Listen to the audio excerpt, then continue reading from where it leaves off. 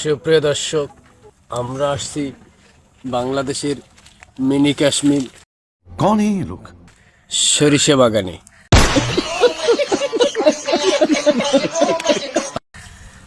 এখানে তেমন ভালো একটা ফলের বাগান দেখানো যাবে না, কিন্তু আমাদের দেশের প্রিয় অয়েল সরিষার তেলের বীজ খেতে আমরা আসছি। খুব মনোরম একটা দৃশ্য।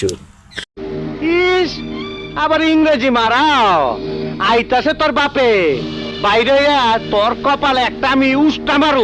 এই দৃশ্যটা বাংলাদেশের 64 জেলার 68,000 গ্রামের একটা গ্রামের নাম হলো গ্রাম বাসুদেবপাড়া। আর এই সরিষা ক্ষেতের মালিক হইল অত্যন্ত সুপরিচিত মদন ভীমের এই সরিষা ক্ষেত।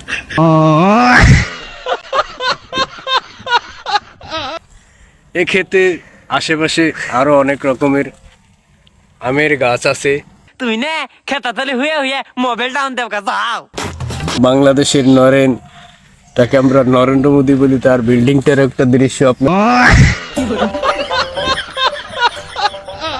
একটা দৃশ্য আপনারা দেখতে পাচ্ছেন পশ্চিম দিকে। এখনো কাজ চলতেছে। বর্তমানে জাপান থেকে আনা কারুকার্য कौन है ये लोग? कहाँ से आते हैं ये? মেশিন পত্র লাগানো হচ্ছে। এরপরে চীন থেকে আনা হবে এবং সুইজারল্যান্ড থেকে আনা হবে। ইস, আবার ইংরেজি মারাও বিভিন্ন দেশ থেকে আনা হবে। এই বিল্ডিংটি বানানোর জন্য বর্তমান তার বরাদ্দ হচ্ছে 1300 কোটি টাকা। আম্বানির বাড়ি মুম্বাইয়ের এন্টিলা বাড়ির মতো হবে না, তবে আমাদের বাংলাদেশের ক্ষুদ্র একটা গরিব দেশ হিসেবে খুব একটা সুনামধন্য একটা বাড়ি হবে।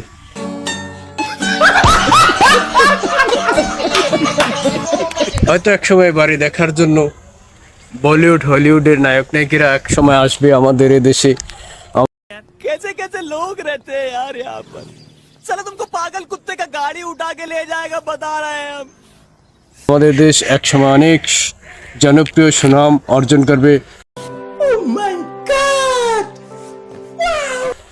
হয়তো এই বাসুদেবপাড়া অজানা জানা অনেক মানুষ জানে না, এক সময় এই বাড়িটার জন্য এই গ্রামটা পরিচিত হবে।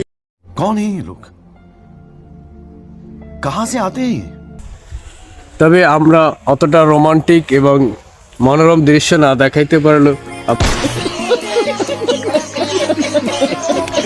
আপনাদের মাঝে একটা পিওর অয়েল সরিষা, এই সরিষা ক্ষেতের বীজ আমরা আপনাদেরকে দেখাচ্ছি। যদিও কাঙ্ক্ষিত বিনোদন দিতে পারবো না, তারপর আমরা চেষ্টা করতেছি। कैसे कैसे लोग रहते हैं यार यहाँ पर। साला तुमको पागल कुत्ते का गाड़ी उठा के ले जाएगा बता रहे हैं हम। ধন্যবাদ।